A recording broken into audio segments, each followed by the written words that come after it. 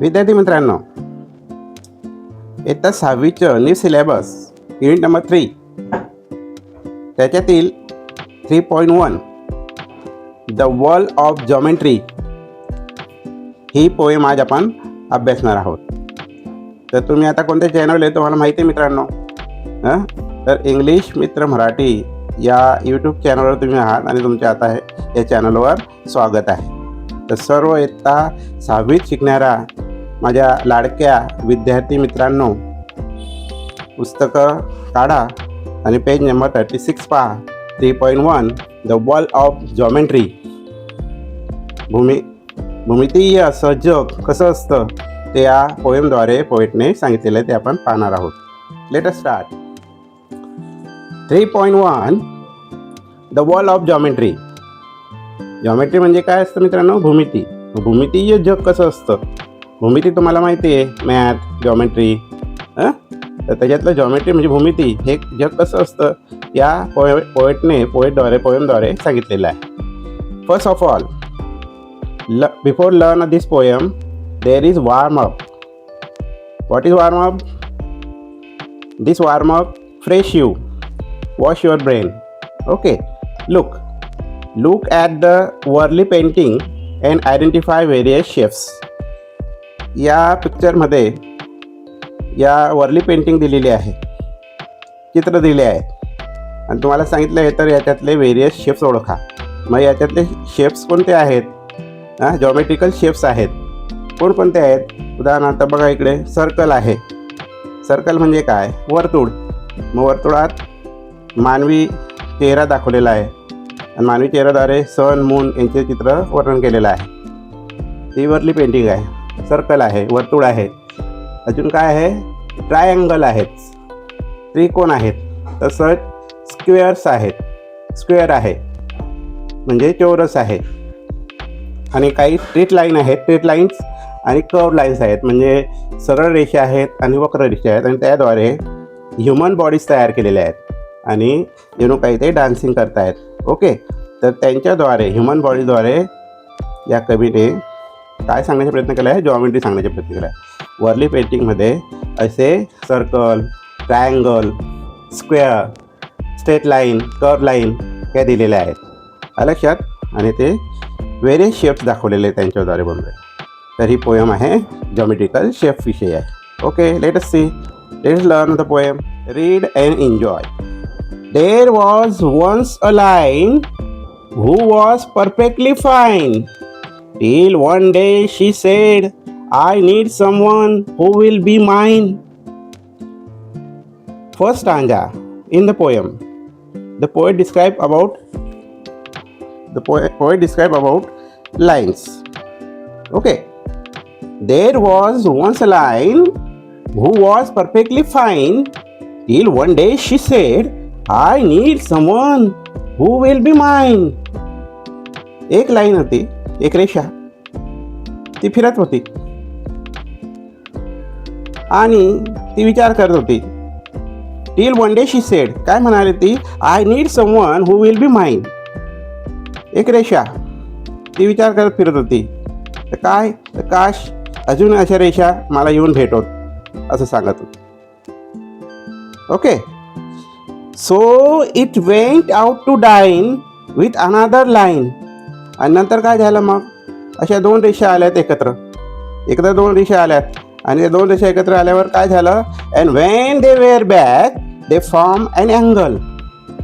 ही रेषा फिरत होती, फिरता तिची इच्छा झाली तर अजून रेषा यायला पाहिजे, मला भेटायला पाहिजे.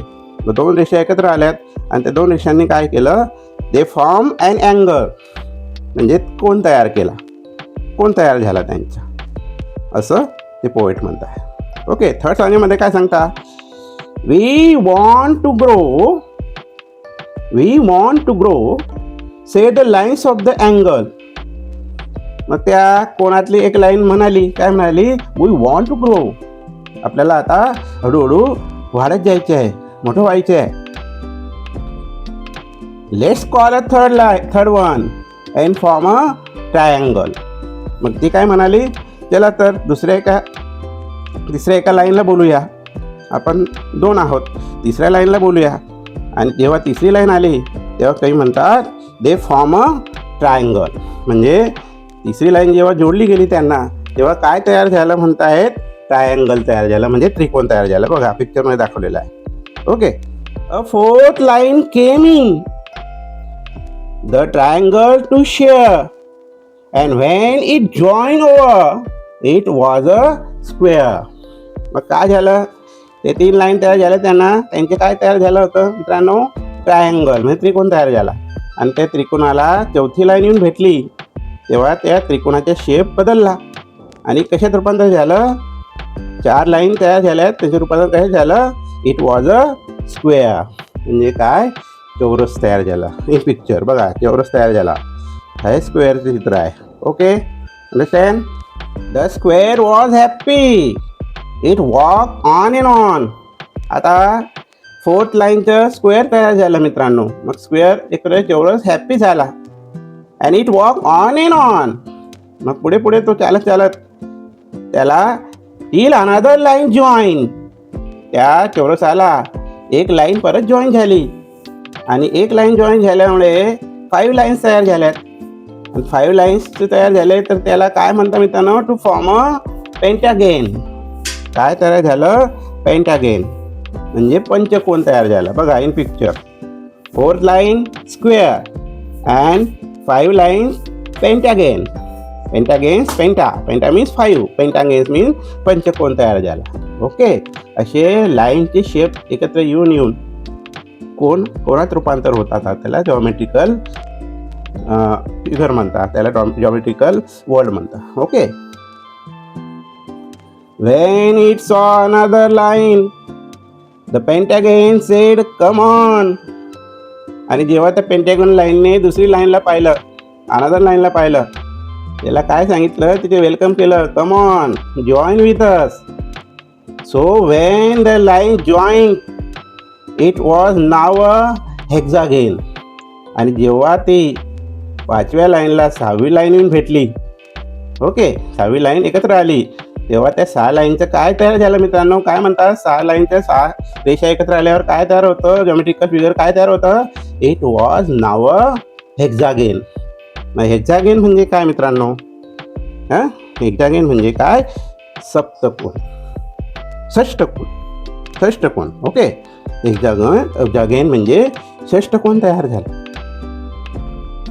5 लाईनच्या कोणाला काय म्हणता मग, पेंटागेन. लक्षात ठेवायचं, 5 line पेंटागेन and 6 line hexagon. Okay, hexagons a flat shape with 6 straight sides. 6 straight sides असतात ते असतं हेक्सागेन. हेक्सागेन मीन्स षष्टकोन तयार झाला. You can see in picture. Okay, next stanza.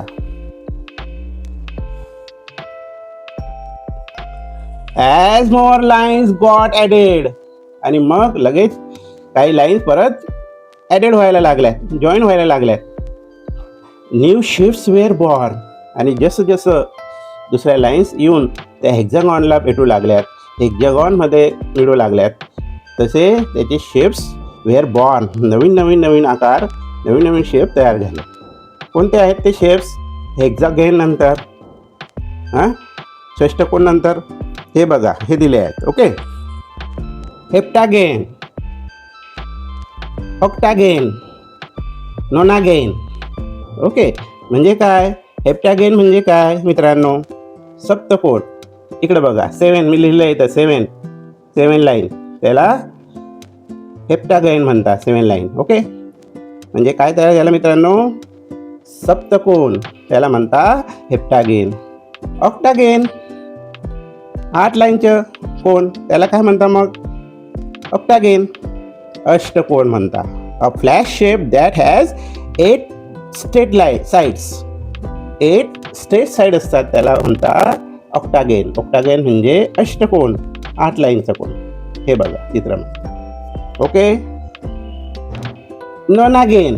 नोनागेन नावाप्रमाणे जे आहे ते नोनागेन म्हणजे hepta means 7, octa means 8 and nona means 9.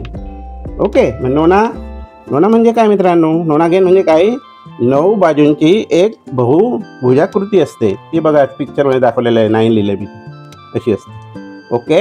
And finally a decagon. Finally a decagon. Deca means 10. लक्षात ठेवायचे आहे, डेका मीन्स टेन्स. डेकागेन म्हणजे दशांश, दशकोन म्हणतात त्याला. In picture you can see 10 लिहिलंय बघा, हा आहे डेकागेन. मग सर्व मिळून काय काय मिळून, पेंटागेन, हेक्सागेन, हेप्टागेन, ऑक्टागेन, नोनागेन, हे सर्व मिळून शेवटी काय तयार झालं, फायनली डेकागेन तयार झालं, म्हणजे दशकोन तयार झाला. ओके. अशा पद्धतीनं डिफरंट टाईप ऑफ शेप्स वाढत गेले आणि शेवटी त्या शेप्सने काय तयार केलं, कोणती फिगर तयार केली, डेकागेन केली. Deca means 10. Okay. Then poet say with lines and shapes and symmetry. With line and shape and symmetry, I wrote this poetry on geometry. This is the rhyme. Symmetry, geometry. Okay, rhyming word. कवित्री शेवटी काय म्हणते, poetess with lines and shapes, symmetry. असे विविध प्रकारचे lines आणि shapes आणि सममिती. Symmetry म्हणजे काय, सममिती. The quality of having part that match each other, that is called as symmetry. Okay. सममिती. मग लाईन, शेप आणि सममितीने अभ्यास करून मी काय लिहिलं म्हणे, कवित्री म्हणते, I wrote this poetry on geometry. ही कविता मी कशावर लिहिली, जॉमेट्रीवर लिहिली. म्हणजे काय, भूमितीवर लिहिली. म्हणून हे जग भूमितीय आहे असं ती पोएटेस म्हणजे कवित्री म्हणते. कवित्रीचे नाव काय आहे मित्रांनो, कवित्रीचे नाव रुही पार्लेकर आहे. Okay. In this poem this poetess try to tell you different type of shapes. Okay. Different type of shapes of geometry. Okay, remember this. This is the poem we have completed. Understood? Then word basket. Word basket मध्ये मी काही dark लेटरमध्ये difficult words असतात, तुम्हाला लवकर समजावं म्हणून मी त्यांचं मराठीत पण लिहून ठेवलेलं आहे. ओके. बघा काय दिलं आहे, pentagon. Pentagon means a shape that has 5 straight and equal side and 5 angles. Pentagon म्हणजे पंचकोन. 5 असे सरळ रेषा असतात, इक्वल साईड असते, त्याला ते 5 अँगल्स असतात, म्हणजे 5 कोण असतात, त्यांना पंचकोन म्हणतात. Penta means 5. Hexagon a flat shape with 6 straight sides. हे लक्षात ठेवायचं आहे. हेक्सागेन म्हणजे काय, हां, याचे ते डिफिनेशन आहे, तुम्ही लक्षात ठेवायचे आहे. हेक्सागेन म्हणजे काय, किती लाईनचा शेप असतो त्याला हेक्सागेन म्हणतात, हे लक्षात ठेवा. पेंटागेन किती लाईनचा शेप असतो, 5 straight line. Hexagon 6 straight line किंवा 6 स्ट्रेट साइड्स. ओके, षष्टकोन. Heptagon a flat shape with 7 sides. Heptagon 6 line, 6 side. Octagon a flat shape that has 8 straight sides. Okay, अष्टकोन.